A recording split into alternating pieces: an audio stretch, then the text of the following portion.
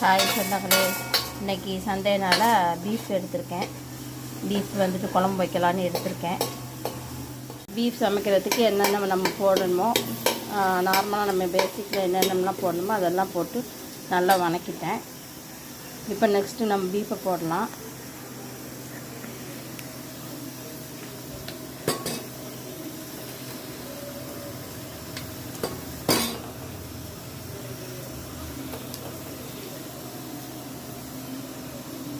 Beef போட்டாச்சு.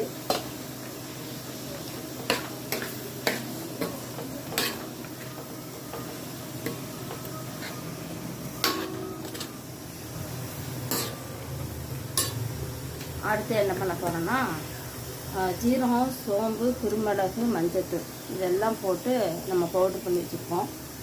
அதில் வந்துக்கிட்டு ஒரு கரெக்டாக ஒரு 2 ஸ்பூன் போட்டுக்கோங்க.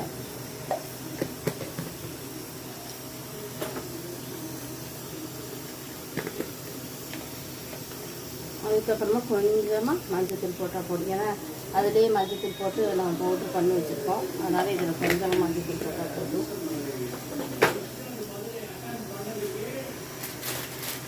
அப்புறம் இங்கே பாருங்கள், ஆச்சி தனியாத்தூள் இது ஒரு பேக்கெட் ஃபுல்லாத்தையும் ஆட் பண்ணிடலாம்.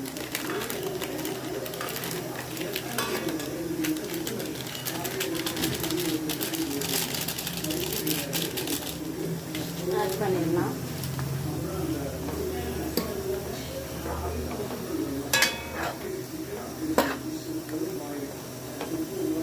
நெக்ஸ்ட்டு வாட்டர் ஆட் பண்ணலாம்.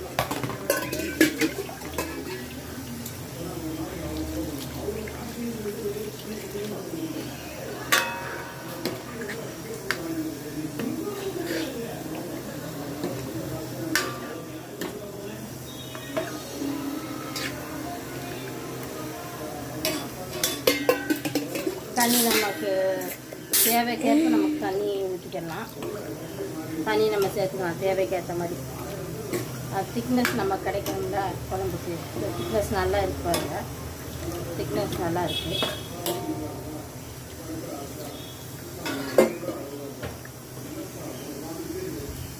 இப்போ ஒரு ஸ்பூனு சால்ட்டு போட்டுக்கலாம்.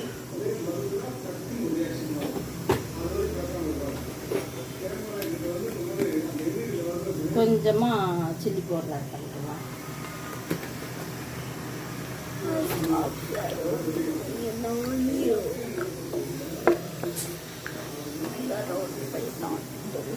அவ்வளோதான். இதை மூடி வச்சு நல்லா கொதிக்க விட்டுட்டு நல்லா வேகணும். அந்த பீஃப் எல்லாம் எலும்பெல்லாம் வேகணும். வச்சாச்சு.